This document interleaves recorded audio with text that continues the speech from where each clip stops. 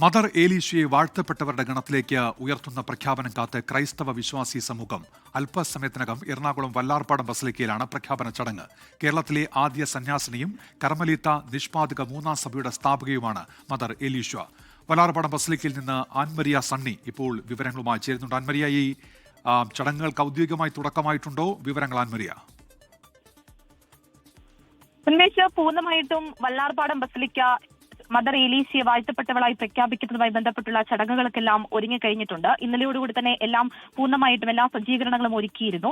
അവസാനവട്ട മിനുക്കുപണികൾ ഇന്ന് രാവിലെയോടുകൂടി അവസാനിച്ചു. 4 മണിയോടുകൂടി തന്നെ ആർച്ച് ബിഷപ്പ് ഹൗസിലേക്ക് മാർപ്പാപ്പയുടെ പ്രത്യേക പ്രതിനിധിയായിട്ടുള്ള പെനാങ് രൂപത മെത്രാൻ കർദിനാൾ സെബാസ്റ്റ്യൻ ഫ്രാൻസിസ് ഉൾപ്പെടെയുള്ള ആളുകൾ എത്തിയിട്ടുണ്ടായിരുന്നു. അവർക്ക് പ്രത്യേകമായിട്ടുള്ള സ്വീകരണങ്ങൾ ഒരുക്കി. ഇപ്പോൾ അതുമായി ബന്ധപ്പെട്ട് മെത്രാൻമാർ ഉൾപ്പെടെയുള്ള ആളുകൾ ബസലിക്കയിലേക്ക് എത്തിത്തുടങ്ങിയിട്ടുണ്ട്. 4:30 സമയം പറഞ്ഞിരിക്കുന്നത്. 4:00 തന്നെ വാഴ്ത്തപ്പെട്ട പ്രഖ്യാപിക്കുന്നതുമായി ബന്ധപ്പെട്ടിട്ടുള്ള ചടങ്ങുകൾക്ക് ആരംഭിക്കും. അതിനുശേഷം ദിവ്യബലിക്കിടയിലാണ് ഈ പ്രത്യേകമായിട്ടുള്ള ചടങ്ങുകൾ നടക്കുന്നത്. അതിനോടനുബന്ധിച്ച് ഇന്ന് നടക്കുന്ന പ്രധാനപ്പെട്ട ചടങ്ങുകൾ എങ്ങനെയാണ്?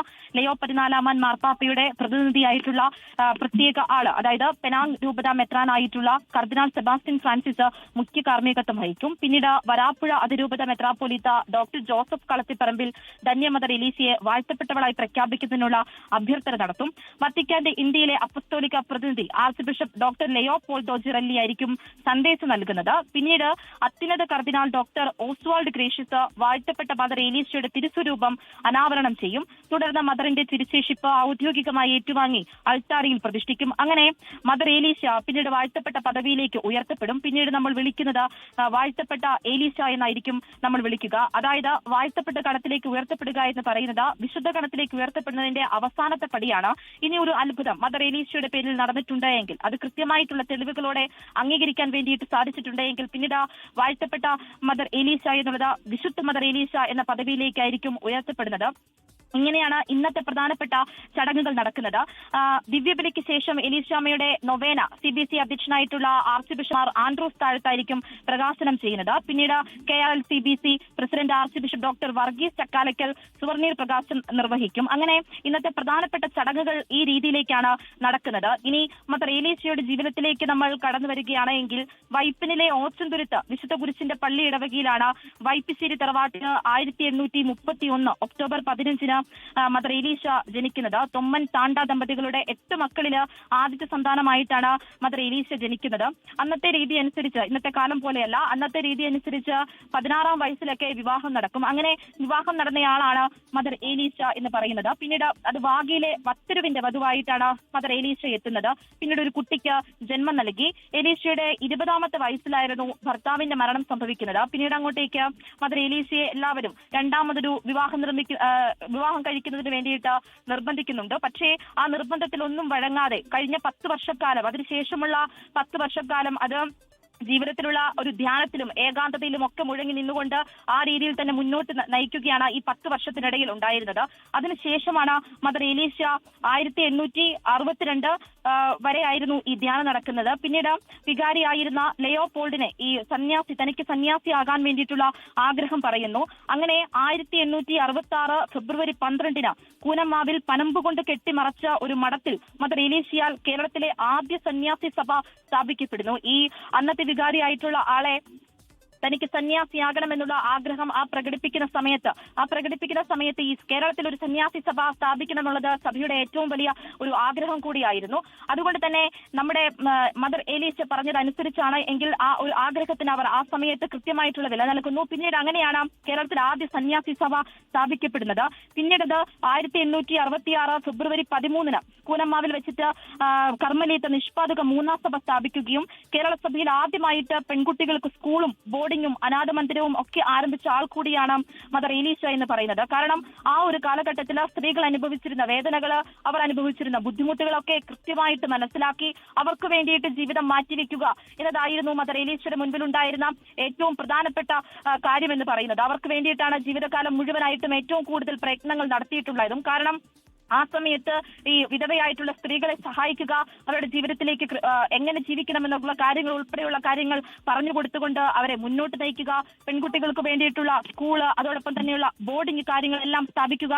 അങ്ങനെ മദർ എലീശ സ്ത്രീകൾക്ക് വേണ്ടിയിട്ട് ഏറ്റവും കൂടുതൽ പ്രധാനപ്പെട്ട കാര്യങ്ങൾ ചെയ്തു കൊടുത്തുകൊണ്ടിരുന്നു. ഇപ്പോ നമ്മൾ ബസിലിക്കയിലേക്ക് വരികയാണ് എങ്കിൽ പ്രധാനപ്പെട്ട ആളുകളെല്ലാം, രാഷ്ട്രീയ രംഗത്തെ പ്രമുഖരായിട്ടുള്ള ആളുകൾ വരെ ബസിലിക്കയിലേക്ക് എത്തിത്തുടങ്ങിയിട്ടുണ്ട്. കേന്ദ്രമന്ത്രി ജോർജ് കുര്യൻ ഉൾപ്പെടെയുള്ള ആളുകൾ ബസിലിക്കയിൽ ഇപ്പോൾ എത്തിത്തുടങ്ങിയിട്ടുണ്ട്. ഏകദേശം ഇപ്പോൾ 4:15 15 മിനിറ്റിനുള്ളിൽ തന്നെ വാഴ്ത്തപ്പെട്ട ഗണത്തിലേക്ക് ഉയർത്തപ്പെടുന്നതുമായി ബന്ധപ്പെട്ടിട്ടുള്ള ചടങ്ങുകൾ ആരംഭിക്കും. നിരവധിയായിട്ടുള്ള ആളുകൾ, 10,000-കണക്കിനുള്ള ആളുകൾക്ക് എത്താൻ കഴിയുന്ന രീതിയിലുള്ള ഈ ബസിലിക്കയ്ക്ക് മുൻപിൽ, വല്ലാർപാടം ബസിലിക്കയ്ക്ക് മുൻപിൽ സ്ഥാപിച്ചിരിക്കുന്ന പ്രത്യേകമായിട്ടുള്ള ഒരു സജ്ജീകരണമുണ്ട്. അത് അൽത്താര ഉൾപ്പെടെയുള്ള കാര്യങ്ങൾ സജ്ജീകരിച്ചുകൊണ്ടാണ് ഇവിടെ പ്രത്യേകമായിട്ടുള്ള ഒരു സ്ഥലം ഒരുക്കിയിരിക്കുന്നത്. അവിടെയാണ് ഈ ചടങ്ങുകൾ നടക്കുന്നത്. അങ്ങനെ ഒരുപാട് ആളുകൾ വല്ലാർപാടം ബസിലിക്കയിലേക്ക് ഇങ്ങനെ ഒഴുകി എത്തിക്കൊണ്ടിരിക്കുകയാണ്. കാരണം മരണശേഷം 112 വർഷങ്ങൾ കാത്തിരുന്നതിന് ശേഷമാണ് വാഴ്ത്തപ്പെട്ട ഗണത്തിലേക്ക് ഇപ്പോൾ ഉയർത്തപ്പെടുന്നത്. എലീശ മരിച്ച് 95 വർഷത്തിന് ശേഷം 2008 മാർച്ച് 6-നാണ് മദർ എലീശയെ ദേവദാസിയായി പ്രഖ്യാപിച്ചത്. 15 വർഷത്തിന് ശേഷം ഇതേപോലെ ഒരു ദിവസം, അതായത് നവംബർ 8-ന് ധന്യയായി പ്രഖ്യാപിച്ചു. പിന്നീട് അങ്ങോട്ടേക്ക് ഒരുപാട് പ്രശ്നങ്ങൾ ഉണ്ടാക്കുന്നു. വാഴ്ത്തപ്പെട്ടവളായി പ്രഖ്യാപിക്കുന്നതുമായി ബന്ധപ്പെട്ട് ഒരുപാട് കാര്യങ്ങൾ, അത് സഭയ്ക്ക് മുൻപിലേക്ക് ഒരുപാട് വെല്ലുവിളികൾ നിൽക്കുന്നു. ആ വെല്ലുവിളികളെല്ലാം മാറിക്കൊണ്ടാണ് ഇപ്പോൾ ഇതാ വാഴ്ത്തപ്പെട്ടവളായിട്ട് അതുപോലെ തന്നെ ഒരു നവംബർ 8-ന് പ്രഖ്യാപിക്കാൻ വേണ്ടി പോകുന്നത്. ഇനി വാഴ്ത്തപ്പെട്ടവളായി പ്രഖ്യാപിച്ചതിന് ശേഷം എങ്ങനെയായിരിക്കും ഇനി അങ്ങോട്ടുള്ള യാത്ര എന്ന് പറയുകയാണ് എങ്കിൽ, ഈ വാഴ്ത്തപ്പെട്ടവളായി പ്രഖ്യാപിക്കുന്നതിലൂടെ മദർ എലീശയുടെ നാമം വരാപ്പുഴ അതിരൂപതയിലെ ദേവാലയങ്ങളിൽ കുർബാന മധ്യേ അനുസ്മരിക്കും. അതിരൂപതയിലെ എല്ലാ പള്ളികളിലും CTC സന്യാസി സഭയ്ക്ക് ഇന്ത്യക്ക് പുറത്തും അകത്തുമുള്ള എല്ലാ സ്ഥാപനങ്ങളിലും മദർ എലീശയുടെ പ്രതിമയോ ചിത്രമോ വണക്കത്തിനായിട്ട് സ്ഥാപിക്കാം.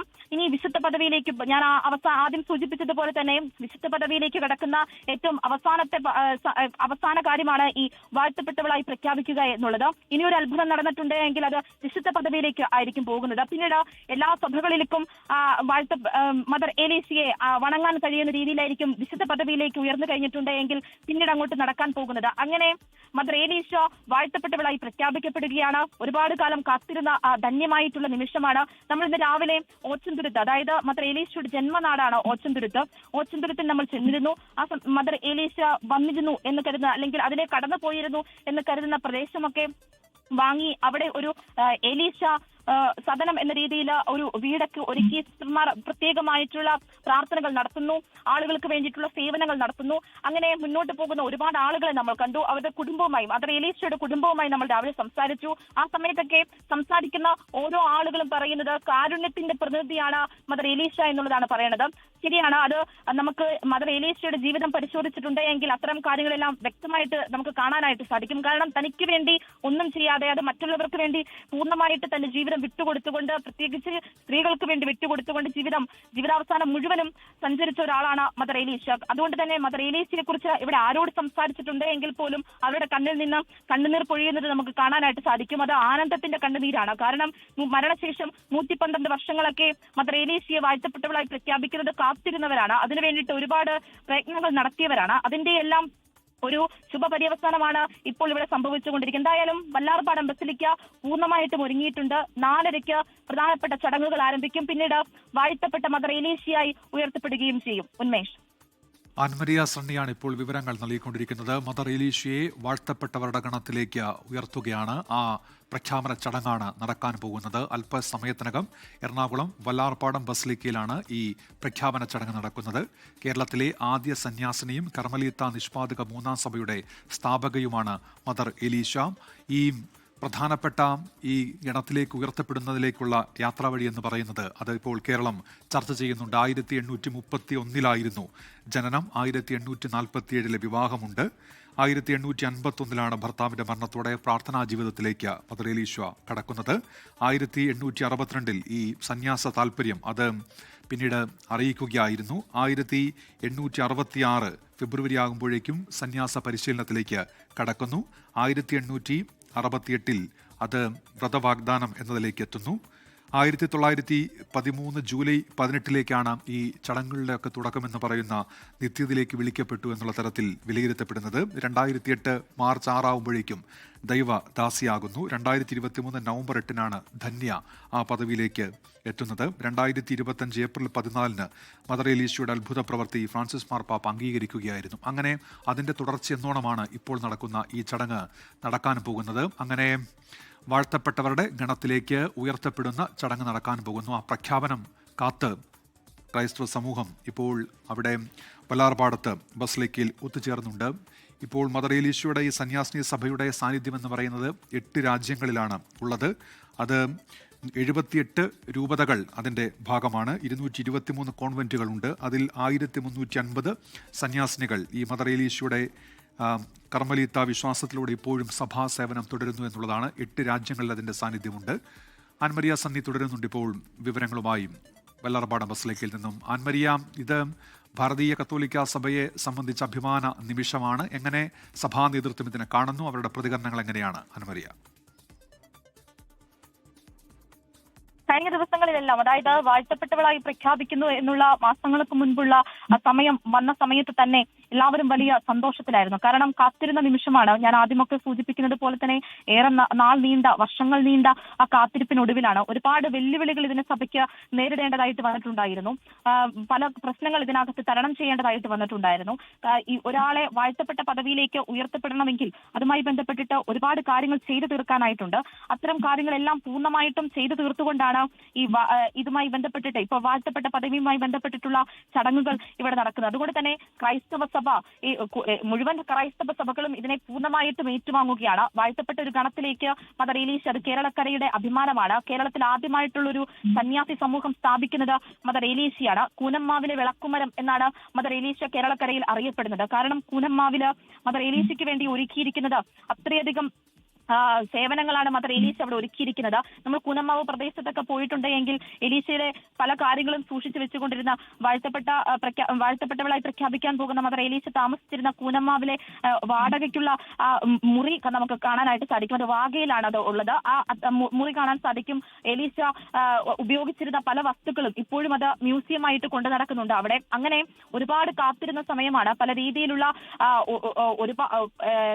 രീതിയിലുള്ള പ്രയത്നങ്ങൾ നടത്തിയിട്ടുണ്ട്. ഇപ്പോ ബസലിക്കയിലേക്ക് നിരവധിയായിട്ടുള്ള ആളുകൾ, അതിന്റെ ചടങ്ങുകളുമായി ബന്ധപ്പെട്ടിട്ട് ചടങ്ങുകൾ നടത്തേണ്ടതായിട്ടുള്ള ആളുകളെല്ലാം എത്തിച്ചേർന്നിട്ടുണ്ട്. അത് ലയോ 14 പാപ്പാപ്പയുടെ പ്രതിനിധിയായിട്ടുള്ള മലേഷ്യയിലെ പെനാങ് രൂപത മെത്രാൻ കർദിനാൾ സെബാസ്റ്റ്യൻ ഫ്രാൻസിസ് മുഖ്യ കാർമ്മികത്വം വഹിക്കുന്നത് അദ്ദേഹമാണ്, എത്തിച്ചേർന്നിട്ടുണ്ട്. അപ്പോൾ ഉടൻ തന്നെ 4:30 സമയം നൽകിയിരിക്കുന്നത്. ഈ 4 സമയത്തിൽ ആദ്യഘട്ടത്തിൽ ആരംഭിക്കുന്നത് ഇതുമായി ബന്ധപ്പെട്ടിട്ടുള്ള പ്രത്യേക ചടങ്ങുകളുണ്ട്. ആ ചടങ്ങുകൾക്ക് ശേഷമായിരിക്കും വിശുദ്ധ കുർബാന മധ്യേ വാഴ്ത്തപ്പെട്ടവളായി മദർ ഏലീശയെ പ്രഖ്യാപിക്കാൻ വേണ്ടിയിട്ട് പോകുന്നത്. വരാപ്പുഴ അതിരൂപത മെത്രാപ്പൊലീത്ത ഡോക്ടർ ജോസഫ് കളത്തിപ്പറമ്പിലാണ് ധന്യ മദർ ഏലീശയെ വാഴ്ത്തപ്പെട്ടവളായി പ്രഖ്യാപിക്കുന്നതിനുള്ള ശരി. ആൻമരിയ, ഏതായാലും ആ ചടങ്ങ് നടക്കാൻ പോകുന്നു. 4:30 ആൻമരിയ സണ്ണി വിവരങ്ങൾ നൽകുകയായിരുന്നു. ലോകത്തെവിടെയായാലും ഏത് സമയത്തും 24 വാർത്തകളും ഓഗ്മെന്റഡ് റിയാലിറ്റി പാക്കേജുകളും എക്സ്പ്ലെയിനറുകളും വിശദമായി കാണാൻ ഞങ്ങളുടെ യൂട്യൂബ് ചാനൽ നിങ്ങൾക്ക് സബ്സ്ക്രൈബ് ചെയ്യാം.